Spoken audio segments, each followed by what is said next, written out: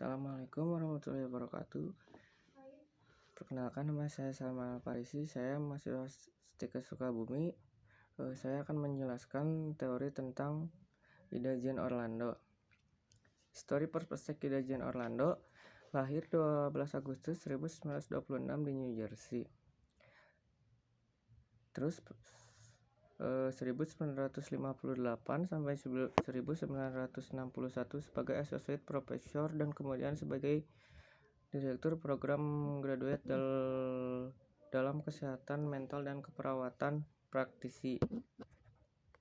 Terus teori keperawatan Orlando adalah timbal balik antara pasien dan perawat. Ada konsep utama. Yang pertama ada fungsi keperawatan profesional, kebutuhan perilaku pasien, respon internal, dan kesenggaraan perawat. Disiplin proses keperawatan. Yang pertama ada komunikasi perawat ke pasien, identifikasi yang jelas, dan validasi. Terus selanjutnya ada peningkatan. Asumsi tentang keperawatan. Yang pertama ada profesi yang jelas. Keperawatan profesi memiliki fungsi dan hasil yang jelas. Selanjutnya keperawatan adalah berbeda dengan pengobatan. Asumsi tentang manusia atau pasien. Yang pertama ada kebutuhan pasien adalah unik. Yang kedua, pasien mempunyai ketidakmampuan awal untuk mengatakan kebutuhannya. Yang ketiga, ketika pasien tidak dapat memenuhi kebutuhannya sendiri, mereka menjadi stres. Perilaku pasien sangat memberikan arti.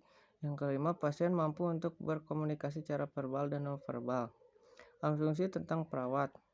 Yang pertama, perawat berinteraksi dengan setiap pasien yang unik. Yang kedua, perawat bertanggung jawab membantu pasien mencegah atau menurunkan stres.